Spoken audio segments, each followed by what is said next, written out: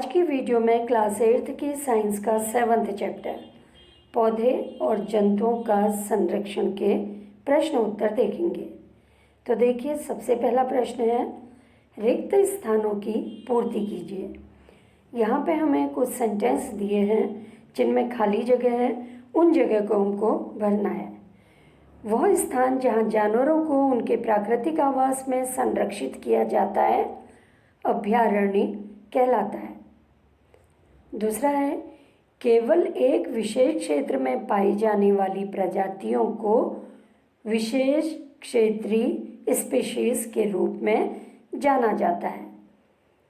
तीसरे में हम भरेंगे, जलवायु परिवर्तन के कारण प्रवासी पक्षी दूर दूर के स्थानों की ओर उड़ते हैं। तो इस तरह से हम पहले सेंटेंस में हमने क्या भरा, अभयारण्य, दूसरे में विशेष क्षेत्रीय स्पीशीज और तीसरे में जलवायु परिवर्तन के कारण प्रवासी पक्षी दूर दूर के स्थानों की ओर उड़ते हैं। दूसरा है, निम्नलिखित में अंतर स्पष्ट कीजिए। पहला इसमें अंतर बताना है हमें वन्य प्राणी उद्यान और जैव मंडलीय आरक्षित क्षेत्र में। वह क्षेत्र जहाँ जंतु और उनके आवास किसी भी प्रकार के विक्षोभ से सुरक्षित रहते हैं वन्य प्राणी उद्यान कहलाता है, जबकि वन्य जीवन, पौधों और जंतु संसाधनों और उस क्षेत्र के आदिवासियों के पारंपरिक ढंग से जीवन यापन हेतु विशाल संरक्षित क्षेत्र जैव मंडलीय आरक्षित क्षेत्र कहलाता है। तो हम कह सकते हैं वन्य प्राणी उद्यान जैव मंडलीय आरक्षित क्षेत्र का ही एक भाग है। फिर चिड़ियाघर और अभयारण्य में क्या अंतर है? जहाँ कई सारे जानवरों को पिंजरे में बंद करके रखा जाता है चिड़ियाघर कहलाता है, जबकि आरक्षित वनों की तरह ही कुछ ऐसे क्षेत्र हैं जहाँ वन्य प्राणी सुरक्षित एवं संरक्षित रहते हैं अभयारण्य कहलाता है। तो हम कह सकते हैं चिड़ियाघर में जानवर जो हैं प्रकृति से दूर हो जाते हैं। अगला है संकटापन्न और विलुप्त स्पीशीज में अंतर। वे जंतु जिनकी संख्या निर्धारित स्तर से कम होती जा रही है वो कभी भी विलुप्त हो सकते हैं, संकटापन्न स्पीशीज कहलाती है, जैसे बाघ। जबकि जो स्पीशीज कभी पृथ्वी पर पाई जाती थी वर्तमान में पृथ्वी से लुप्त हो चुकी है, विलुप्त स्पीशीज कहलाती है, जैसे डायनासोर। आपने डायनासोर का नाम सुना होगा। बहुत पहले ये पृथ्वी पर पाए जाते थे लेकिन अब समाप्त हो गए हैं। वनस्पति जात और प्राणी जात में क्या अंतर है? किसी क्षेत्र विशेष में पाए जाने वाले पेड़ पौधे उस क्षेत्र के वनस्पति जात कहलाते हैं, जबकि किसी क्षेत्र विशेष में पाए जाने वाले जीव जंतु उस क्षेत्र के प्राणी जात कहलाते हैं। अगर हमारे इलाके में आम, नीम, तुलसी के पौधे हैं तो ये हमारे क्षेत्र की वनस्पति जात है। अब है प्रश्न, वनोन्मूलन का निम्न पर क्या प्रभाव पड़ता है? वनोन्मूलन का मतलब वनों को नष्ट करना, समाप्त करना। तो देखिए, वनोन्मूलन से वन्य प्राणियों को क्या प्रभाव पड़ता है? वनोन्मूलन से वन्य प्राणियों के प्राकृतिक आवास समाप्त हो रहे हैं, जिसके कारण वन्य प्राणियों की संख्या कम होती जा रही है, जैव विविधता समाप्त हो रही है। वनों की कटाई करके भूमि का कई कार्यों में उपयोग किया जाता है, जिसके कारण पर्यावरण में असंतुलन उत्पन्न हो रहा है, क्योंकि वृक्ष जो है ये पर्यावरण को संतुलन बनाने में बहुत योगदान देते हैं। पर्यावरण पर क्या असर होता है वनोन्मूलन का? वनों की कटाई से पर्यावरण का प्राकृतिक संतुलन बिगड़ रहा है। कार्बन डाइऑक्साइड की मात्रा वायुमंडल में बढ़ रही है। पौधों की कमी के कारण ऑक्सीजन की मात्रा कम हो जाती है। वनोन्मूलन से पर्यावरण दूषित हो रहा है तथा पृथ्वी के तापमान में वृद्धि हो रही है। पृथ्वी के तापमान में वृद्धि का मतलब ग्लोबल वार्मिंग। और गाँवों में क्या असर है वनोन्मूलन का? गाँवों की कई ज़रूरतें वनों से पूरी होती हैं। वनों की कटाई के कारण ग्रामीणों की ये आवश्यकताएं पूरी नहीं होती। वनोन्मूलन से जंगली जानवरों के आवास समाप्त हो रहे हैं, वे गांवों की ओर को आ रहे हैं, जिससे ग्रामीण संसाधनों को नुकसान हो रहा है। फसलों को बहुत अधिक नुकसान पहुंचता है तथा उनके जीवन को खतरा उत्पन्न हो जाता है। अब शहरी क्षेत्रों में वनोन्मूलन का क्या असर है, देखिए। वनोन्मूलन से शहरों में औद्योगिकरण सबसे अधिक प्रभावित होता है, क्योंकि उन्हें उद्योगों के लिए कच्चा माल वनों से प्राप्त नहीं हो पाता। इसके कारण वनोन्मूलन के कारण उत्पन्न हुआ प्रदूषित वातावरण भी शहरी क्षेत्रों को प्रभावित करता है। वनोन्मूलन से वन्य जीवों के आवास समाप्त हो रहे हैं, जिससे वन्य जीव शहरों में प्रवेश कर रहे हैं, जिसके कारण शहरी लोगों के जीवन को खतरा उत्पन्न हो रहा है। आपने सुना होगा आजकल बहुत से जंगली जानवर शहरों की ओर को आ रहे हैं, क्योंकि वृक्ष काट दिए हैं, जिससे उनके आवास धीरे धीरे समाप्त हो रहे हैं। वो अपने को असुरक्षित महसूस कर रहे हैं और शहरों की ओर को भाग रहे हैं। पृथ्वी पर क्या असर पड़ता है? वनोन्मूलन के कारण कार्बन डाइऑक्साइड की मात्रा वायुमंडल में बढ़ जाती है। चूँकि कार्बन डाइऑक्साइड पृथ्वी द्वारा उत्सर्जित ऊष्मीय विकिरणों को ट्रैप कर लेती है, जिससे ग्लोबल वार्मिंग होता है। पृथ्वी के ताप में वृद्धि से जल चक्र का संतुलन बिगड़ता है और वर्षा दर में कमी आ जाती है। अगली पीढ़ी पर क्या प्रभाव पड़ता है वनोन्मूलन का? वनोन्मूलन के कारण हमारी आने वाली पीढ़ी पेड़ पौधों की हरियाली को देखने से वंचित रह जाएगी। बहुत सी प्रजातियां विलुप्त हो जाएंगी।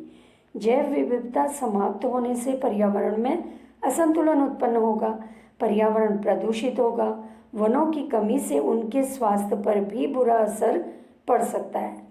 तो इस तरह से अगर वनोन्मूलन होता रहा तो अगली पीढ़ी को पर्यावरण प्रदूषित मिलेगा, क्योंकि ये पेड़ पौधे पर्यावरण को शुद्ध करते हैं। क्या होगा यदि हम वृक्षों की कटाई करते रहें? अगर हम वृक्षों की काटते रहें तो क्या होगा इससे? यदि हम वृक्षों की कटाई करते रहेंगे तो पर्यावरण में प्रतिकूल असर पड़ेगा। वृक्षों को काटते रहने से पर्यावरण का तापमान बढ़ जाएगा, जंगल के जानवर समाप्त हो जाएंगे, जिससे वन्य जीवों के जीवन को जो जंगल के जानवरों के आवास जब खत्म हो जाएंगे तो उससे वन्य जीवन के जीवों को खतरा उत्पन्न हो जाएगा। जैव विविधता समाप्त होने से पर्यावरण में असंतुलन उत्पन्न हो जाएगा, बहुत से जीव विलुप्त हो जाएंगे। अगर किसी जंतु का आवास बाधित हो तो क्या होगा? यदि किसी जंतु का आवास बाधित हुआ तो जानवर विलुप्त होने लगेंगे, खाद्य श्रृंखला गड़बड़ा जाएगी, क्योंकि सभी जीव एक दूसरे पर निर्भर होते हैं। सभी जीव एक दूसरे पर अपने भोजन के लिए निर्भर रहते हैं। आपने देखा होगा कीट को छोटा पक्षी खा लेता है, उस छोटे पक्षी को बड़ा पक्षी खा लेता है। तो इस तरह से ये चेन बनती है। संक्षेप में उत्तर दीजिए, हमें जैव विविधता का संरक्षण क्यों करना चाहिए? जैव विविधता से अभिप्राय किसी क्षेत्र विशेष में पाए जाने वाले सभी पौधों, जंतुओं तथा सूक्ष्म जीवों की विभिन्न प्रजातियों से है। इनका संरक्षण इसलिए जरूरी है जिससे इनको विलुप्त होने से बचाया जा सके और पर्यावरण संतुलन बना रहे, क्योंकि सभी जीव एक दूसरे पर निर्भर रहते हैं। किसी एक जीव के विलुप्त होने का मतलब पर्यावरण में असंतुलन उत्पन्न हो जाना। इसलिए हमें जैव विविधता का संरक्षण करना चाहिए, जिससे पर्यावरण संतुलित रहे। संरक्षित वन भी वन्य जंतुओं के लिए पूर्ण रूप से सुरक्षित नहीं है। क्यों?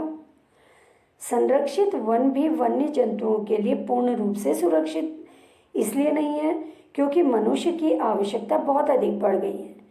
इनके आसपास के क्षेत्रों में रहने वाले लोग वनों का अतिक्रमण करके उनको नुकसान पहुंचा रहे हैं। मानवीय गतिविधियां जैसे जंगलों में आग लगाना, अवैध शिकार, जानवरों को पकड़ना, वृक्षों को काटना आदि की वजह से वन्य जंतु परेशान हो जाते हैं। या हम कह सकते हैं मानवीय गतिविधियों के कारण वन्य जंतु पूर्ण रूप से संरक्षित वनों में भी सुरक्षित नहीं है, क्योंकि मनुष्य अपने फायदे के लिए वनों में अतिक्रमण कर रहा है। कुछ आदिवासी वन पर निर्भर करते हैं। कैसे? देखिए, आदिवासियों का जंगलों से घनिष्ठ नाता रहा है। वन आदिवासियों के लिए घर की तरह होता है। अपनी जरूरतों से जुड़े सभी उत्पाद, फल फूल, ईंधन के लिए लकड़ी, औषधियां, जड़ी बूटियां, रेशे ये वनों से ही प्राप्त होते हैं। तो क्योंकि आदिवासी जंगल में या जंगल के आसपास रहते हैं, तो उनको अपनी जरूरतों की चीजें जंगलों से प्राप्त होती हैं। तो हम कह सकते हैं आदिवासी वन पर निर्भर रहते हैं। वनोन्मूलन के कारण और उनके प्रभाव क्या हैं? अब देखिए वनोन्मूलन के क्या कारण हैं। पहले हम देखेंगे वनोन्मूलन के कारण। वनोन्मूलन का अर्थ है वनों को समाप्त करने पर जो पृथ्वी है इसका अन्य कार्यों के लिए उपयोग करना। वृक्षों की कटाई निम्न उद्देश्य से की जाती है: कृषि के लिए, घरों और कारखानों के निर्माण के लिए, फर्नीचर और ईंधन के लिए।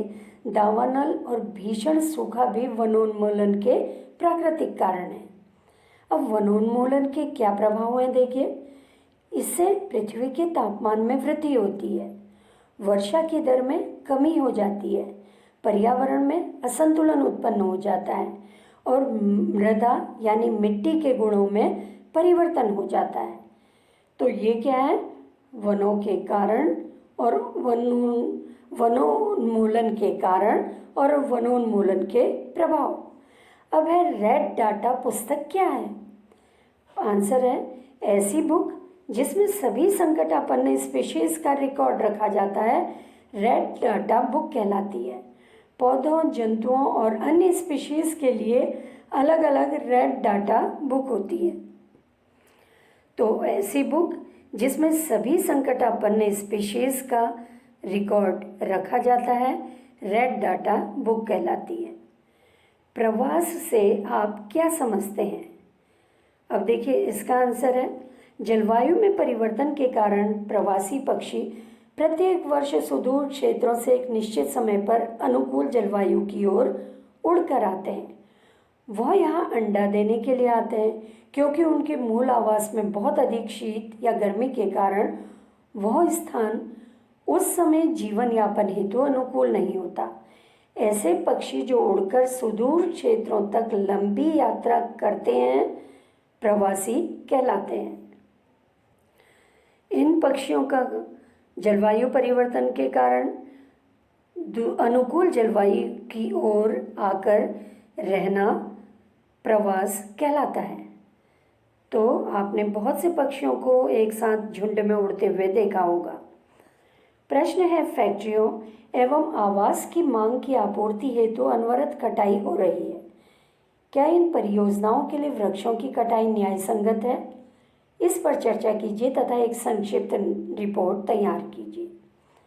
आंसर है देखिए नहीं, फैक्ट्रियों और आवास की मांग की आपूर्ति हेतु कटाई करना न्याय संगत नहीं है, क्योंकि पेड़ों को काटने से ऑक्सीजन में कमी आ जाती है, ग्लोबल वार्मिंग बढ़ रही है, पर्यावरण असंतुलित हो जाता है, जैव विविधता समाप्त होने लगती है, जिससे प्रत्येक व्यक्ति का जीवन मुश्किल हो जाता है।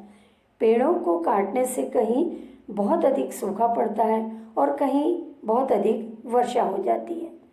तो इस तरह से हम कह सकते हैं पेड़ों को जब काट दिया जाएगा ग्लोबल वार्मिंग होगी, उससे क्या होगा? जैव विविधता समाप्त होने लगेगी और पर्यावरण असंतुलित होने लगेगा।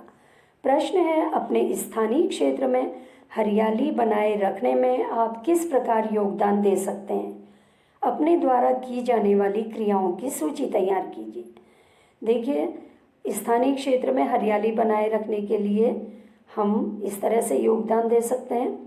पहला, अधिक वृक्ष लगाकर। दूसरा, वनों की कटाई रोककर। तीसरा, पार्क बनवाकर। चौथा, वृक्षों की देखभाल करके। और पांचवा, लोगों को जागरूक करके। लोगों को अगर हम जागरूक करेंगे तो उससे क्या होगा? लोगों को वृक्ष के और वन के महत्व के बारे में पता चलेगा और वो वृक्षों की कटाई नहीं करेंगे। और अगर वृक्षों की कटाई नहीं होगी तो पृथ्वी पर हरियाली बनी रहेगी। प्रश्न है वनोन्मूलन से वर्षा दर किस प्रकार कम हुई, समझाइए। आंसर है इसका वनोन्मूलन का अर्थ है कम वृक्ष। कम वृक्षों का अर्थ है पौधों द्वारा कार्बन डाइऑक्साइड का कम उपयोग, जिससे वायुमंडल में कार्बन डाइऑक्साइड की मात्रा बढ़ जाती है। क्योंकि कार्बन डाइऑक्साइड पृथ्वी द्वारा उत्सर्जित ऊष्मीय विकिरणों को ट्रैप कर लेती है। अतः इसकी मात्रा में वृद्धि के परिणाम स्वरूप पृथ्वी का ताप बढ़ जाता है। पृथ्वी के ताप में वृद्धि के कारण जल चक्र का संतुलन बिगड़ता है और वर्षा दर में कमी आ जाती है।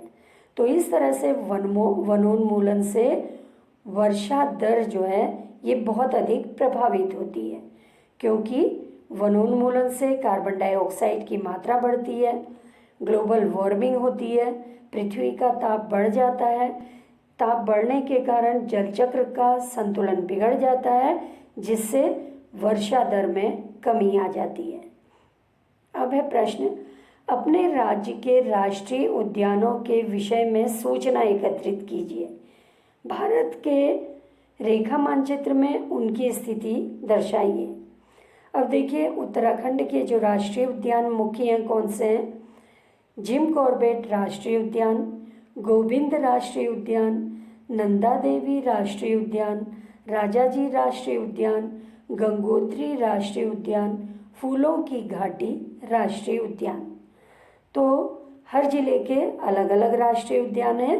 तो ये जो दिए हैं यहाँ पे, ये उत्तराखंड के राष्ट्रीय उद्यान हैं। अब यहाँ पे देखिए नक्शा दिया हुआ है उत्तराखंड का, इसमें राष्ट्रीय उद्यान और उनके नाम दिए हुए हैं, किस जगह पे स्थित है ये इसमें दर्शाया गया है।